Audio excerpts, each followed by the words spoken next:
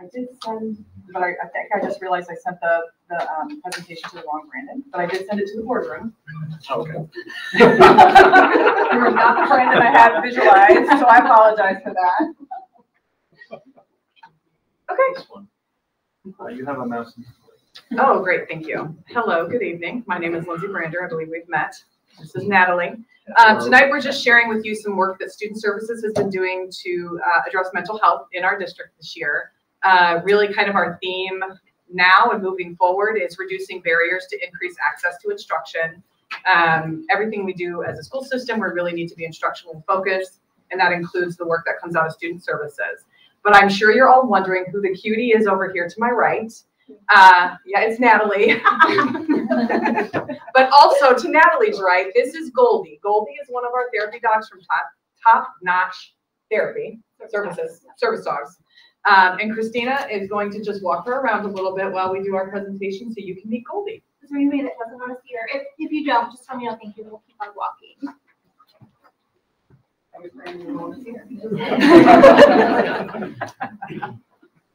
Okay, so she's gonna bring Goldie around. It's like petting, she's like petting a cloud. Am I good? Okay.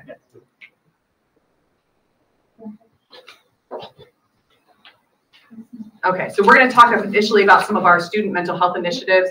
This is not an exhaustive list. This is just some things that we have done this year. All right, so I was going to end with Goldie, but I'll go ahead and start with Goldie. So we have therapy dogs in 4 of our schools. Mary Daly, Mary Keith,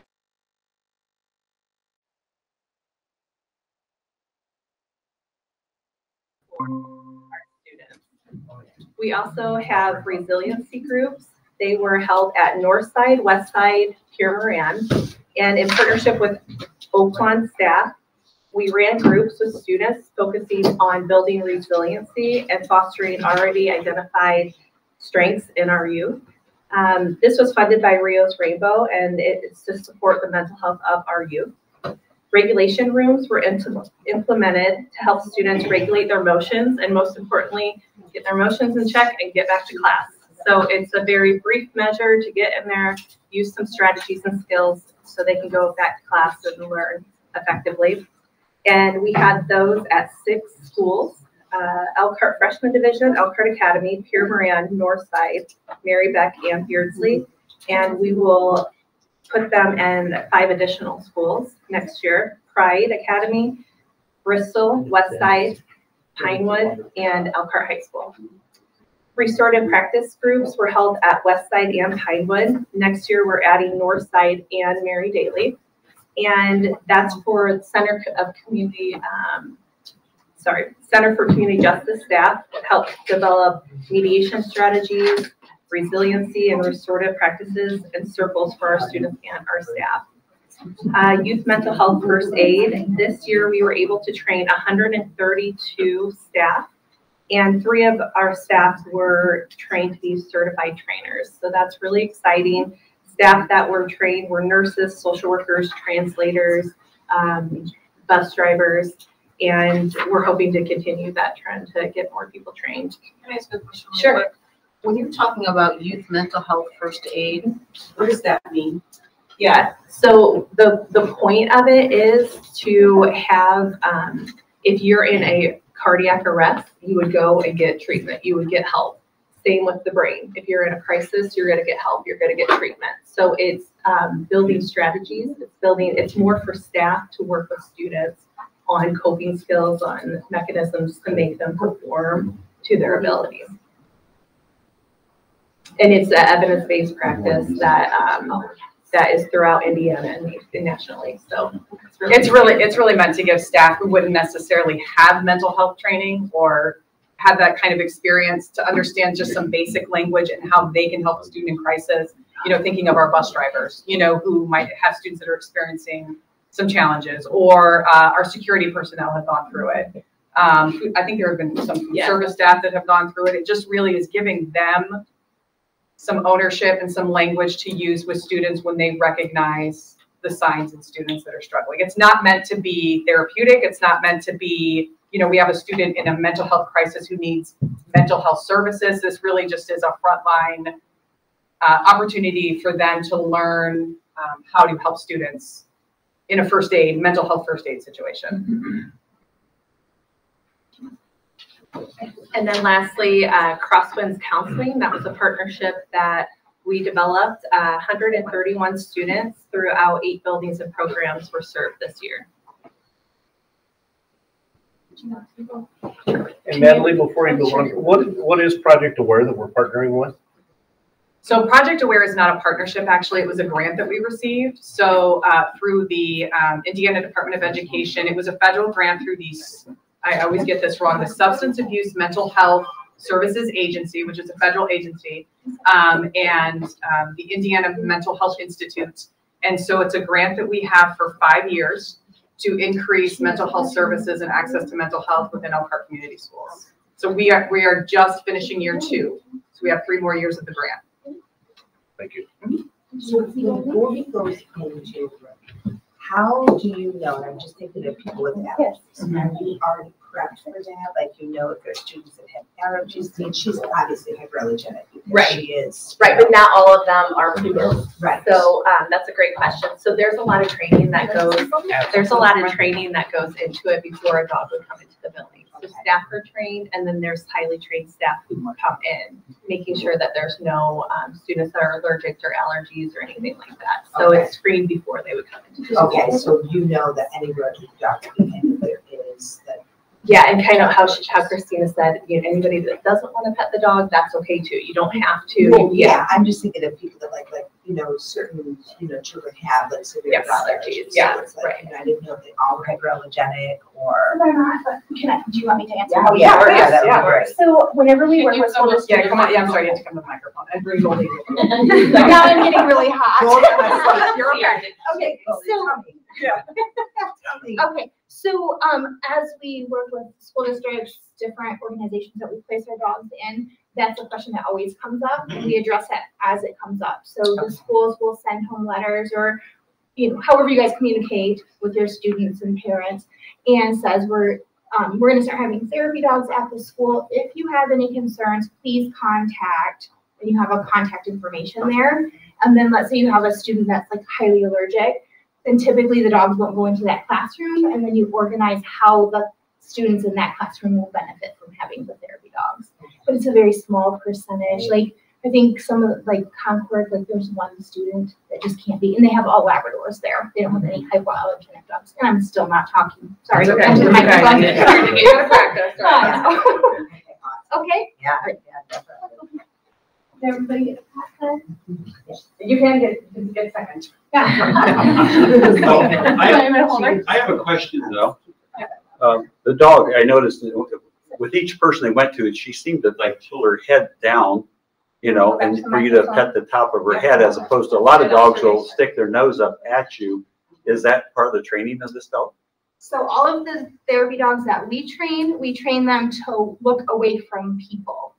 And they get trained to have their heads pet and their backs petted, because a lot of people, some kids are scared of dogs and some adults are scared of dogs. Okay. So our dogs learn to come in and Goldie, she'll sit and put her head down, or they'll turn their backs because the face can be scary. That's how we train our dogs. Not every organization does that. Cool. That's what I do. That's interesting. This is 5 years of work for her. So in the beginning, this morning, we were at a place to be me. And I brought a puppy that's in training. And so I bring food and I lure him so he's paying attention to me. And then they pat from head to tail and big strokes. So then they learn to do that. Can I have Goldie come sit on my lap? I'm getting ready to start doing her. Yeah, I know. Yeah, beautiful. I mean, she's beautiful. I think I can bring it. You probably can. You probably can. I always say Goldie has the boots with the fur. She always has her boots going. She is. Mr. Thorne also told me that we do have admin regulation and board policy for the service dogs as well. So community partnership. So Oakland, we have mental health liaisons. We have 2 that are in all of the buildings. So they spread out their weeks, divided up into the buildings. So they're participating in MTSS teams. They're helping with crisis assessments and staffing with our social workers. Sources of Strength is a strengths-based wellness program, and this helps students faced with life stressors how to identify healthy ways to reduce that stress and the likelihood of suicide or harmful behaviors. We were able to have that in all of our middle schools.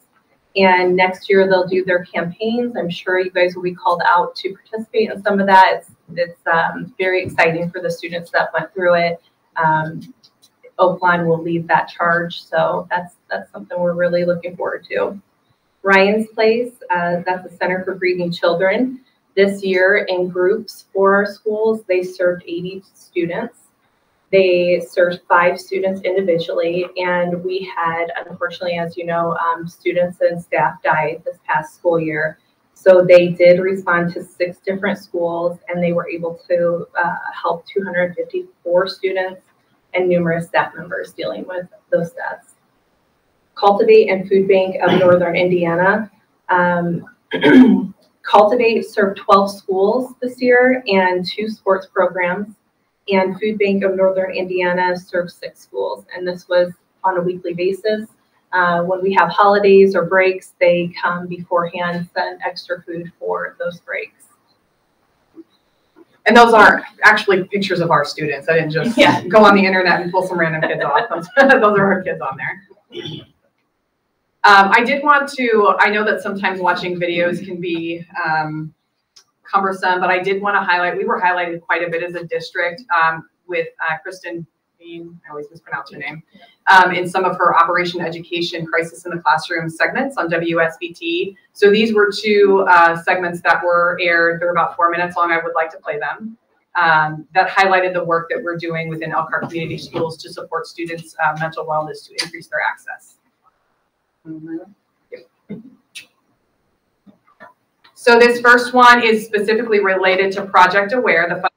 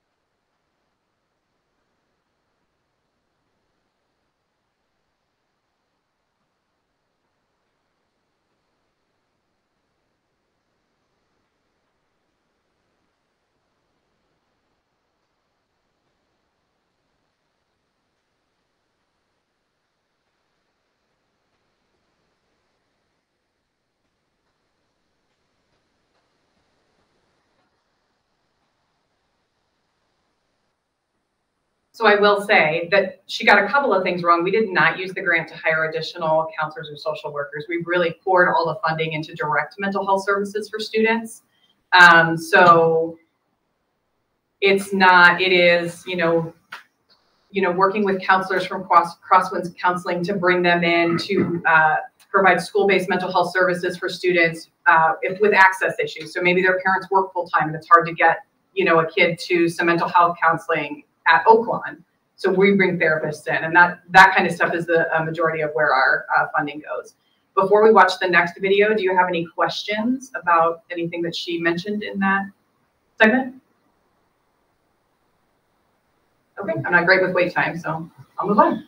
The next one is focuses on Elkhart Academy. So she really did, 3 or 4 stories on us and related to the work that we do with mental health. And this one specifically is how we address trauma, kids that are experiencing trauma, and how we get them access to their education. I will, with the caveat, the young lady that is presented first is not an Elkhart Community School student, so I'm not sure where she found her.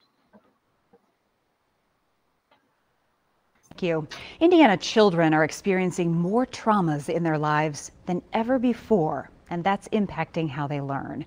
New at 6, Operation Education reporter Kristen Bean shows us how a trauma-informed approach is helping some local schools understand their students' behavior in the classroom. Decades of research tells us that trauma experienced by kids can have an impact on how they develop and grow. It also shows us that over time, even smaller traumas can have a big impact. She was Gaga because she really wanted to be Grammy. Allison Brigham has a lot of good memories of her grandmother, the woman who helped raise her. A big thing that we liked to do together was cook. 2 years ago, when Brigham was a sophomore in high school, her grandmother passed away unexpectedly. And was like, so Gaga passed away this morning and we're gonna go over there. And I was like, oh, okay. Now a senior, Brigham says she has only recently started understanding her grief. There's a lot more people in the community than I thought that are going through similar things. So it's made me feel a lot less alone. Brigham says she doesn't consider the death of her grandmother a trauma. But years of brain research shows children who experience events like the death of a close family member are experiencing trauma. Some schools are looking at behavior and academic growth as part of the ways some children and teens cope with difficult life experiences. Any of those students find a home here. This is Elkhart Academy. It's the alternative high school where 9th through 12th graders can go if they're struggling in a traditional school setting. Some of the kids here need extra academic help. They might be young parents or have to work to support their families.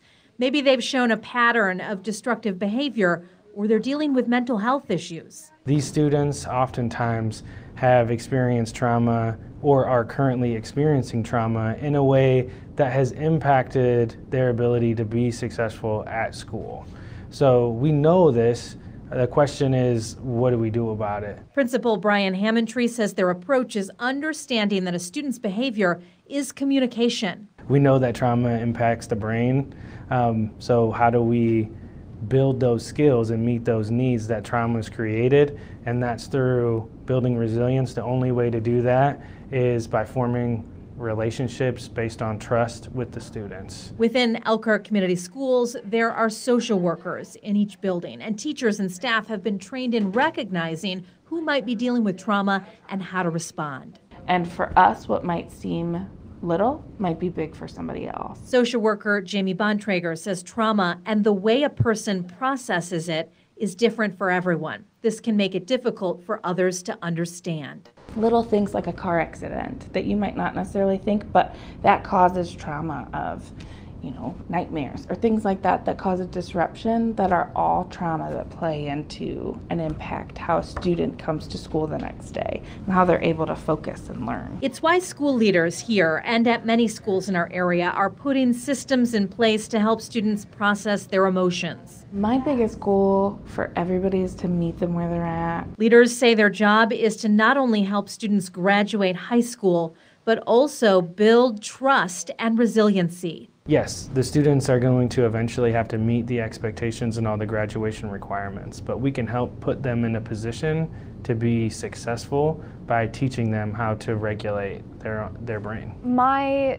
theater teacher, she was the most helpful through all of it. Brigham doesn't live in Elkhart or attend school there, but for her, grief help came in the form of a teacher. She just gave me space to talk about my grandma. And recently, a counselor connected her with Dustin's Place, which helps kids grieving the loss of a family member. This last time we talked about how grief is a lot like a garden. Because when children and teens understand themselves, they'll grow into healthier adults. Go to our website for more information and links about how to identify children who are struggling. Any questions on that video specifically? Okay, we are almost done, I promise. Just a couple other things that I wanted to highlight and then talk about where we would like to head for next year. We were asked by the Indiana Department of Education, the Indiana Mental Health Institute, the Department of Health. There are some other departments that I can't quite remember all of them, to present the work that Elkhart is doing at this. It was called the YES Summit. It was the Youth Emerging Stronger Summit. It brought school leaders from around the state to learn how they could increase mental health access within schools. We were also, sorry, Natalie. Yeah, so with Project Aware Funds, this was the first time we were ever able to send the entire social work team to a conference. This is INSWA, which is the Indiana School Social Work Association, and it was a Midwest School Social Work Conference. Out of our 28 social workers, 20 were able to go, and it was just really wonderful to have the opportunity with each other. We were highlighted several times because our team was so big. From area schools and the individuals running the conference. It's kind of the next level is the national level. So we have been asked to present at the National School Mental Health Conference in December. The University of Maryland has a pretty robust school mental health program. They provide professional development training for school-based mental health practitioners. And they're putting on this conference in December, and they've asked us to present the work that we're doing. One of the things that makes Elkhart Community Schools extremely unique is that we have a social worker in every building at a minimum. At our secondary schools, we have more than one. That is a mental health service provider available in every school. Often school districts have one or two that service their entire districts. We're very fortunate, and some of the work will continue. We'll capitalize on that. Just a quick recap, our Olveus Bullying Prevention Program. We have a coordinator, bullying prevention coordinator placed in every building. We're meeting with coordinators this summer to build out supports for schools. So as we do our full implementation in all schools starting in August, we are building out support so they're not implementing that alone. And then we are also participating. We've asked Olveus to come in and do a quality assurance system to make sure that we are implementing the program with fidelity. So the prevention coordinators meet and the principals meet with Jane from Clemson University. That's where Olveus is out of. And she's coming in to do site visits in November to meet with teams. We also have staff wellness initiatives. We have our New Avenues, which is our employee assistance program. Just that we're getting monthly reports that they're utilizing. Our staff are utilizing those services. Through the Attract, Prepare, Retain grant that was received from the Indiana Department of Education to help us retain staff, attract, prepare, and retain staff, we have been able to provide individual counseling and coaching through Crosswinds Counseling. And we've also brought in the school care team to provide training on wellness action recovery planning. That's essentially focuses on 5 areas. This is staff wellness. It's not how do you work with students. This is how do you build up your own toolbox so you're coming to work ready to serve our students. It focuses on hope, personal responsibility, education, self-advocacy, and support. So we had a workshop a few weeks ago. We have another one coming up in July. Those are sold out, quote unquote. We can service about 30 staff members, and we double that request every time. So we're working on some other grant opportunities or funding opportunities to continue that work throughout the school year. As we move to planning for 23-24, we want to focus on increasing access to school-based mental health resources. So continuing to beef that up for our schools, doing a needs assessment to determine where are our gaps currently, exploring the sustainability of our mental health resources. This grant will go away eventually. So how do we keep the work going and provide funding for it? That's really where our social workers come in, because they are mental health service providers, and we are able to use them through the Medicaid billing process to bring in funding to continue to fund school-based mental health services. Another thing that doesn't quite fall into student mental health, but it does because attendance can be related to that, is we're going to look at revising our attendance and accountability practices. The Indiana Youth Institute did a meta-analysis, so they looked at all of the data from every county in the state of Indiana, and Elkhart was highlighted for some great things. We are very resource rich in our community. We have a lot of community partners and people out there willing to help and come in. We are struggling with our attendance. There are a lot of reasons why, but we need to make sure that we're providing accountability for our students and families, but also support in getting people to school. Because if they're not here, they can't learn. Are there any questions, comments, or concerns? I have a question. The services you highlighted in the beginning with the schools, what's the process for identifying what schools get what services? What does that look like? That's really a conversation with the school administrator and telling us what they need or where they see the need, and then we look at the data. What's your demographic data? What is your attendance data? What is your student mobility data? Do you have a high population of students who are homeless? A high population of students on free and reduced lunches? So it's in conjunction with the principal to determine what do they need? Where do they see they need? Is that annually reviewed, or could that change?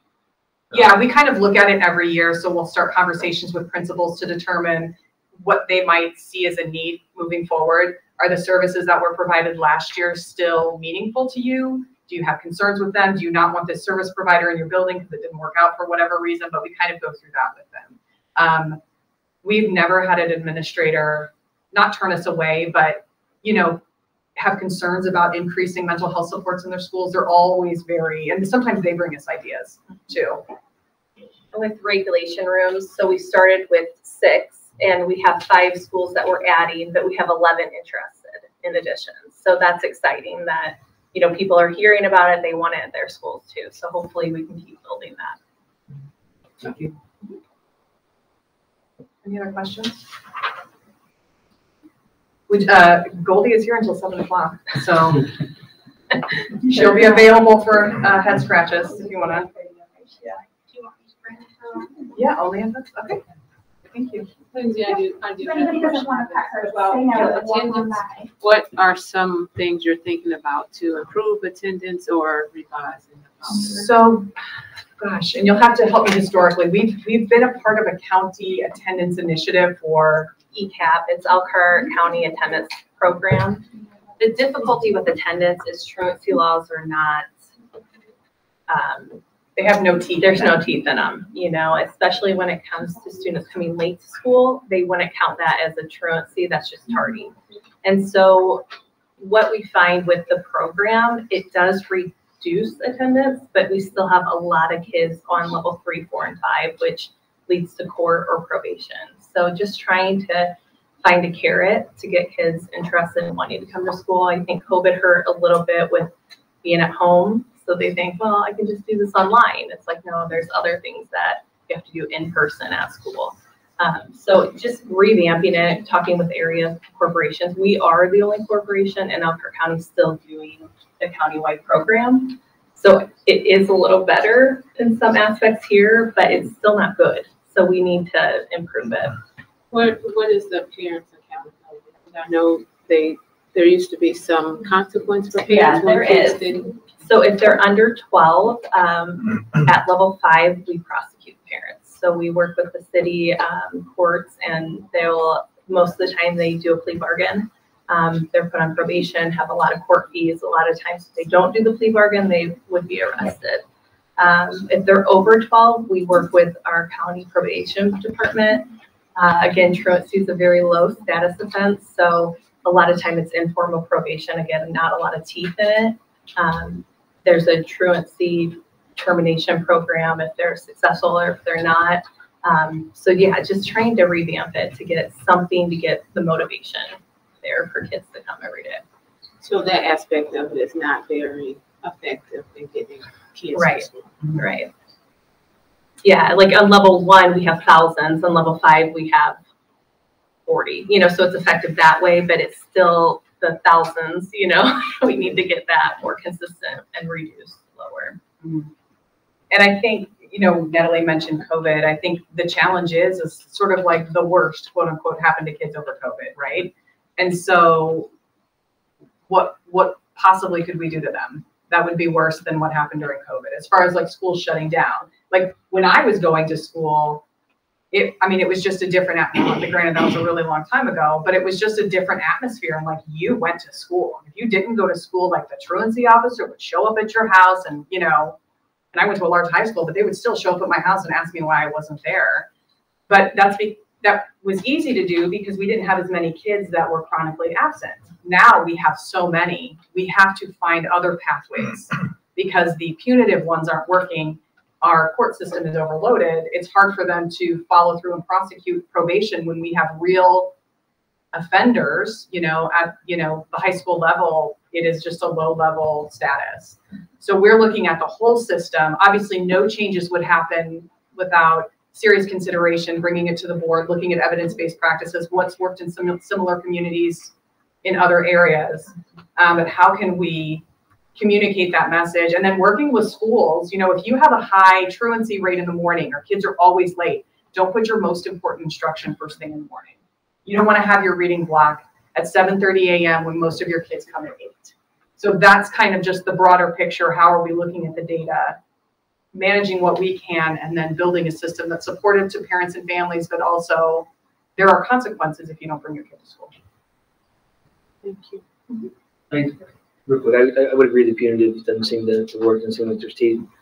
From a care perspective, what have you found successful getting through, you know, initially? I mean, meeting with them and having 1 or 2 conversations, and is there anything like that that's been successful? With attendance? Yeah.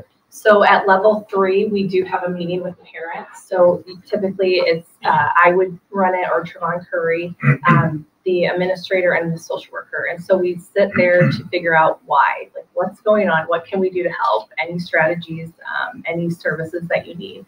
And so it's more of a intervention of what can we do to help out. Level 4, we do an intervention that's given to them. So either community service from the kids, parenting classes for the parents.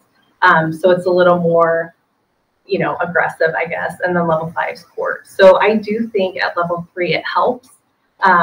If we could do maybe another follow-up meeting, because it's a one and done. You see them, you hope for the best, you know, and then you put them on the next level, or it expires in a year. And I think that's where we could improve, because the meeting is effective if they come. If they don't come, then the courts are harder on them. So it's just trying to get that sweet spot of understanding the importance and us holding them accountable, and also getting them to the meeting. So what's the criteria for level 1 and 2? Yeah, level 1 is for unexcused absences or absence of concern. The way it's written, it says 3 additional unexcused absence or absence of concern. Typically, we would say 5 additional, so 10 absences.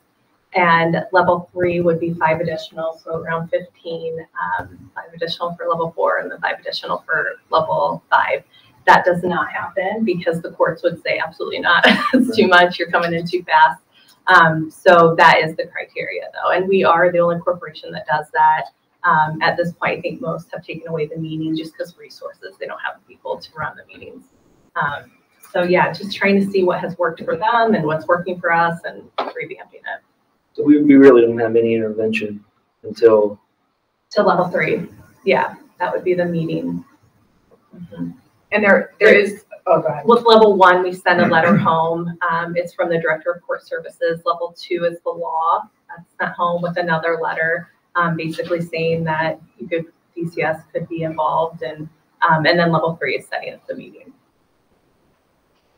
As far as like supportive interventions, Yes. we don't necessarily have those in place, and those are things we need to look at, because if your kid's not getting to school because now you work the morning shift and you have to be at work at 7 a.m. and your middle schooler misses the bus every morning and you don't have a way to get your kid to school, how are we troubleshooting that with parents? So those are all things that we'll be looking at this year. Are there any other questions? On the pause room, is there any kind of tracking usage, and is there any follow-up if we see a child is using it day after day after day? Is somebody touching base with that child and just seeing how they are, or if there's anything we can do to help, or and then even looking forward into next year, if we're seeing exponential growth in use, are we tracking that at all in any way? Yeah, so they do have to. It is not like a free-for-all as far as they can't just. It is tracked. So they sign in and they sign out. It's a time-bound structure. It's always supported by an adult, and the building social worker administration, whomever else is trained to help students with the pause room, will look at the data and make the determination. Okay, so-and-so has used this room 6 times this week. We need to look at other interventions. Is this working for them? Are they getting back to class? Is it reducing the amount of out-of-class time that they've had previously? So it's, coming from behavior world myself, it is very data-driven, but I don't think historically many people feel like it's data-driven. So training people on how to look at behavior at the data level and making those determinations and seeing what's working for students and what additional interventions need to be provided. Yes. Perfect, thank you. Any other discussion from the board? Any questions or comments from the audience? Okay, meeting adjourned until 7 o'clock. Goldie, like I said, Goldie first. Yeah. Bring her over, you guys can come see us. Yeah.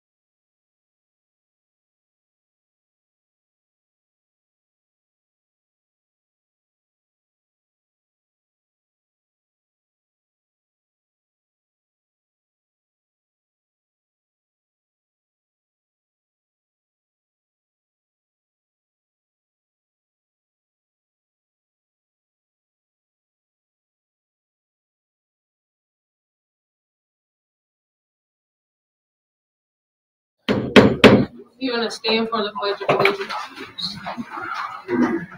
I pledge allegiance to the flag of the United States of America and to the republic for which it stands, one nation, under God, indivisible, with liberty and justice for all.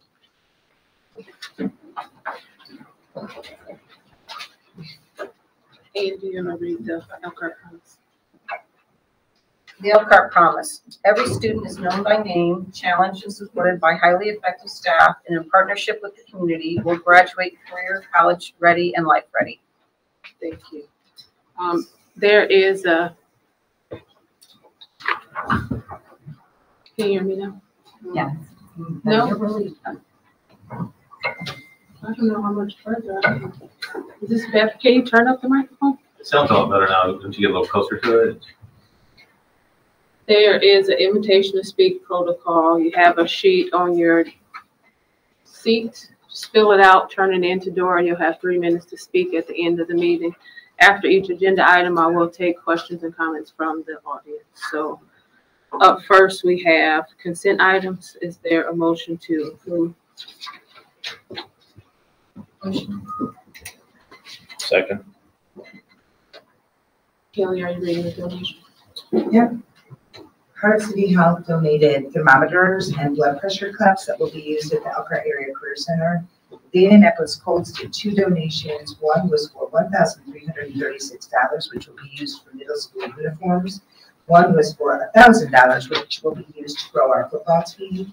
And then TAP, which is our teenage parent program, they received $2,500 for money to be used inside the program where they seem like they need it. Let's see if they do anything specific. Nope, it's just to help our program and whatever need they have. And that was from Pat to Quality. Thank you, community. Is there all in favor? Aye. Opposed? All right. Going to move on to new business. We do have an update about the superintendent. The board is in the process of finalizing an agreement to appoint an interim superintendent. As soon as that agreement is approved and finalized and agreed upon, we will release all of the details. That information should be finalized by July 11th, where we'll have a public hearing. And then a couple of days after that, we will schedule a special board meeting to vote on that contract for the interim superintendent. Is there any questions or comments? All right, Jason, you're up next.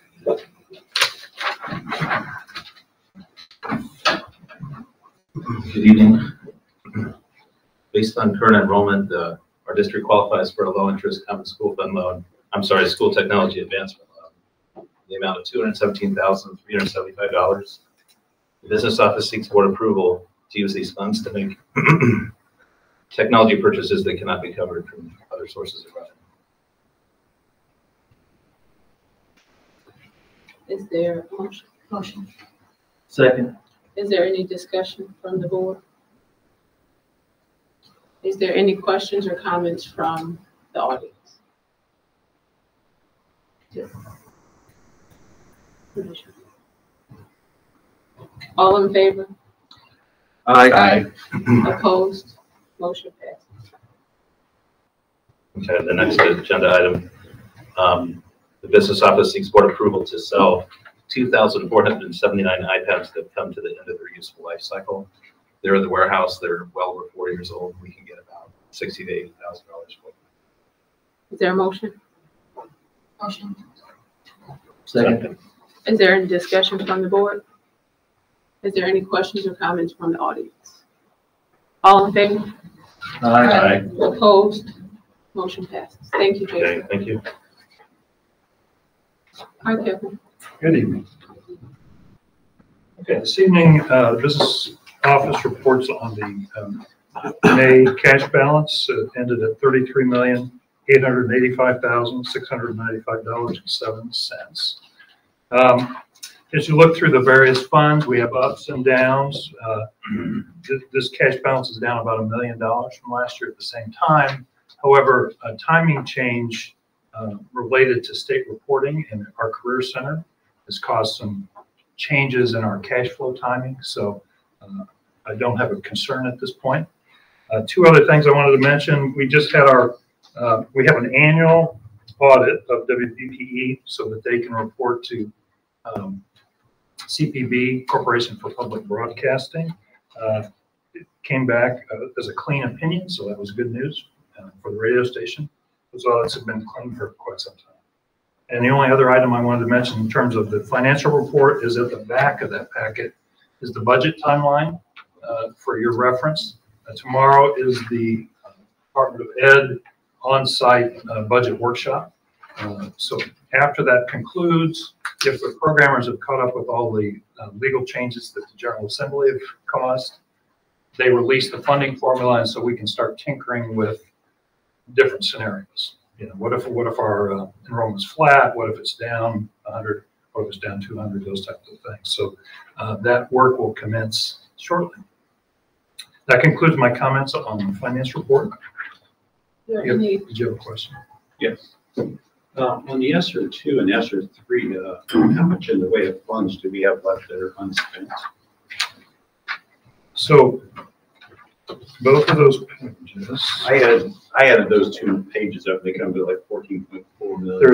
There's roughly 15 million. We have all of the items for ESSER 2 identified and allocated, so that's not an issue. But we'll have discussion, I think, in 2 weeks at the work session about what's our game plan for ESSER 3, what modifications is the board interested in making at that point. So I don't have an answer this evening. I'll have more information for you in a couple of weeks. I'm looking for an exciting meeting. I don't know about that, but we'll see what we can do. Is there any other discussion from the board? Are there any questions or comments from the audience? Okay, the next item is the insurance report. Now, I reported last month that our experience had been running heavier than the prior year. And that is true again in May. Our May actual expense was about 140,000 higher than last year in May. And you can see on a year-to-date basis, we're almost $300,000 higher in claims. But it's interesting to kind of look back in history. So $2.8 million was our 5-month total last year.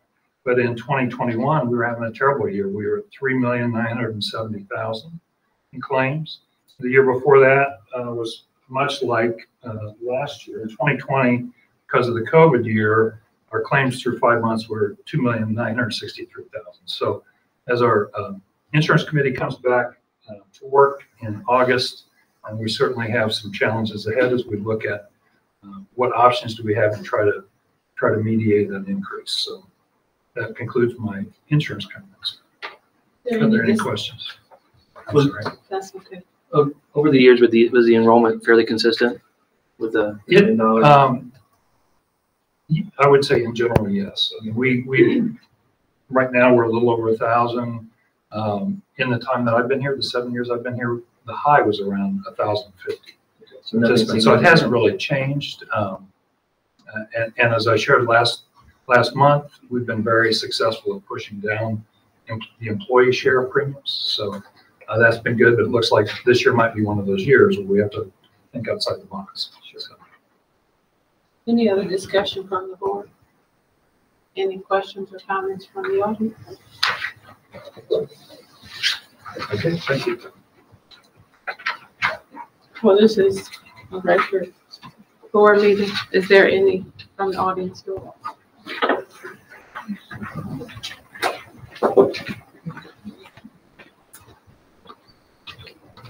Michelle?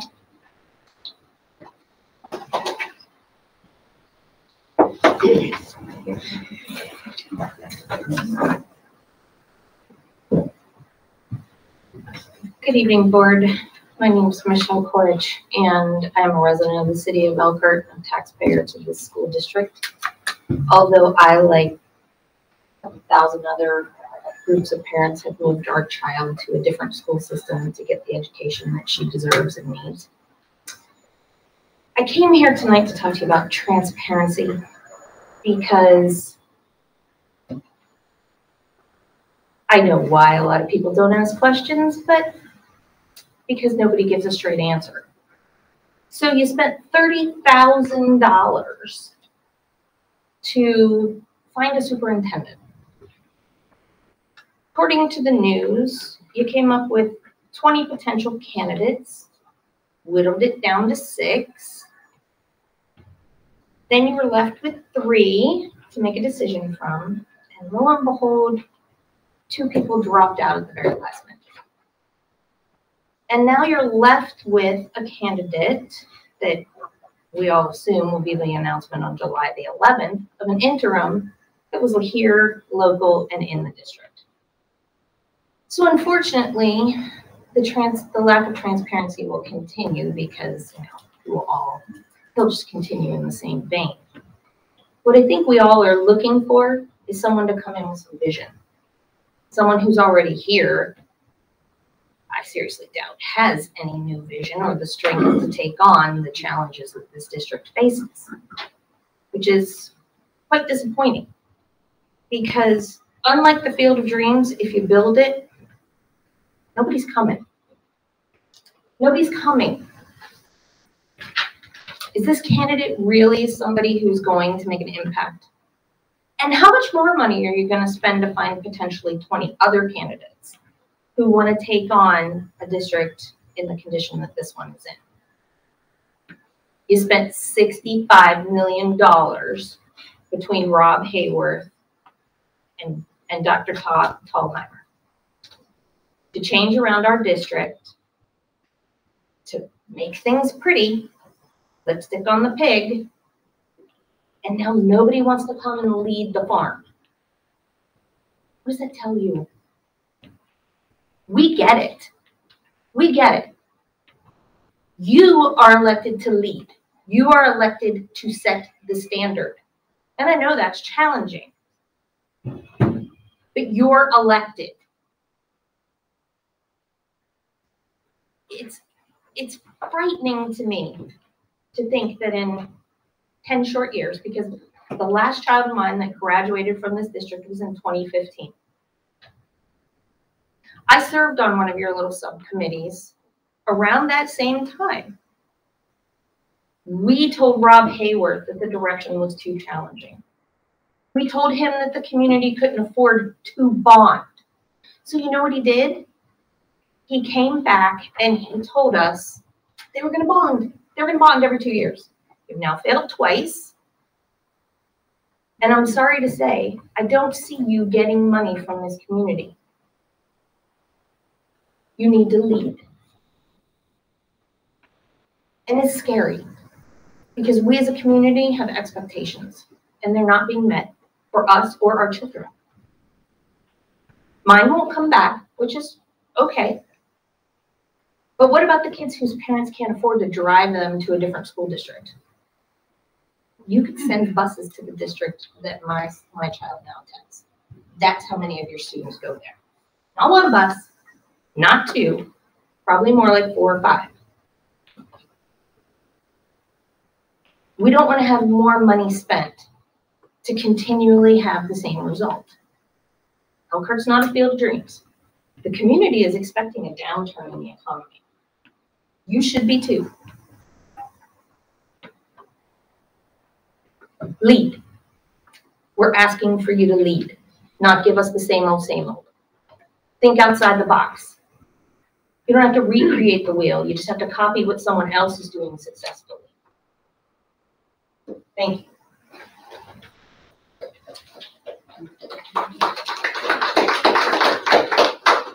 Ben?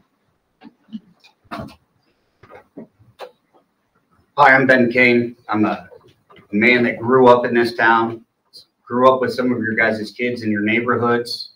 I got a great opportunity to leave and to go out and to get some world experiences, which I think is very valuable to anybody. On my journey back to Elkhart, I got to see some pretty good districts and pretty bad districts and the things that were successful for those districts. First and foremost, they knew who they were and where they wanted to go. And as I stand here before you, I don't know if we do. So I'm here to ask for your help. Help me talk to my neighbor who's across the street, who's in my same phase of life that I am. Young kids that are coming in here. Because my children go to Elkhart Community Schools. So long as I see that Elkhart Schools is making good decisions. Okay? How do I argue with him that his kid should come here instead of the ECA when we don't have leadership? We don't even just lack one level of leadership. We lack multiple levels of leadership in our district office.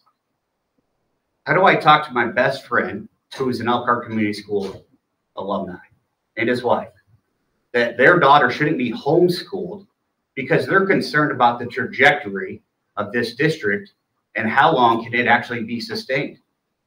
Because we have a unique community. We might fail referendums, but we have money. There is lots of business in this district, but we have to, through transparency and relationships, improve. There is a leadership vacuum. The people sitting before me right now, you're it.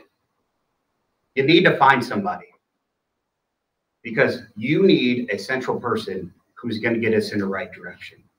I don't think anybody's coming from the outside. This isn't a desirable district if we are honest with ourselves right now.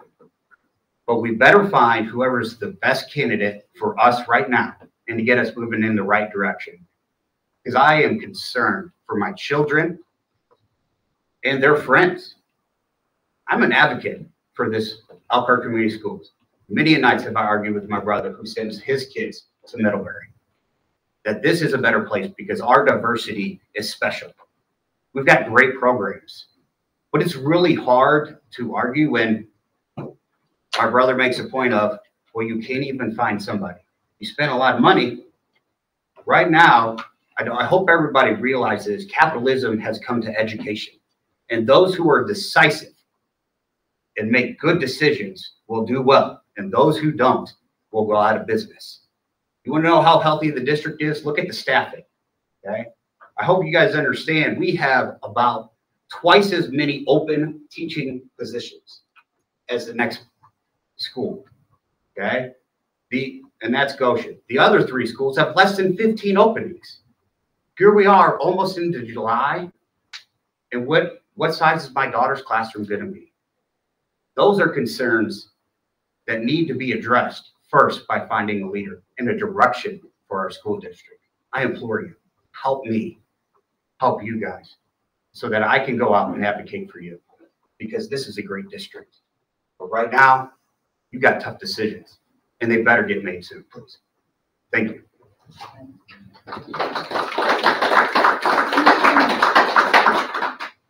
Christine?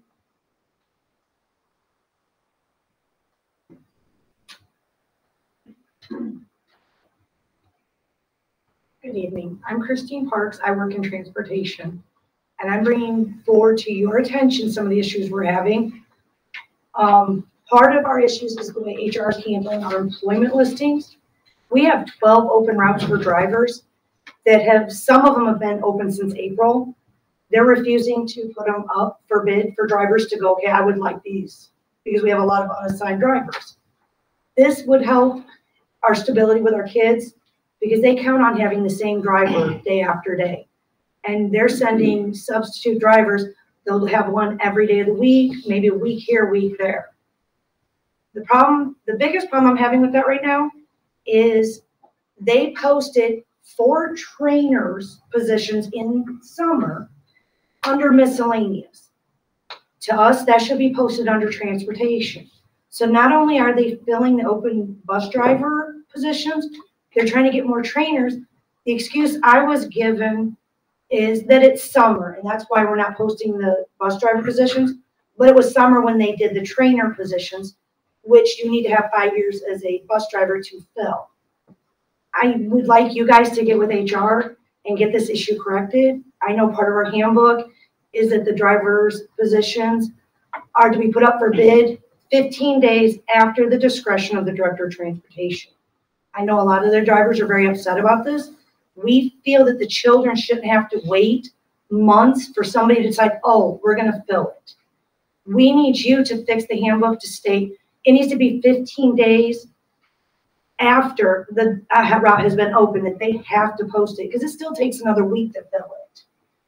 So this is me bringing it to your attention. These are things that really need to be helped in transportation. And if they get fixed, you'll have a lot more happier drivers who will show up every day. Because we have a lot of them that are not happy and they're just taking their time off. Because why would I want to work when I don't know what I'm doing? Thank you very much for your time, and I hope you have a wonderful evening.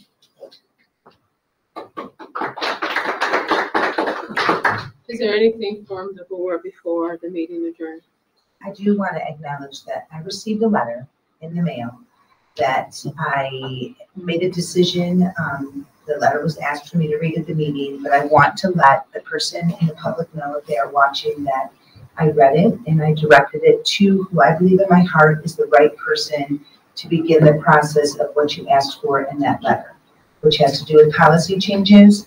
And I will follow up with that and with Doug Thorne. And if you can connect with me in another way, we can work this together. But I didn't want you to be out there watching this meeting wondering if I received your letter and if I followed up with it. I just felt like it needed to go to the right place first, and then we will move in that direction. So I guess this is just a message to that person out there that I hear you, and I will be right there with you, and I will put you in that right direction. Is there anything else from the board? Meeting adjourned.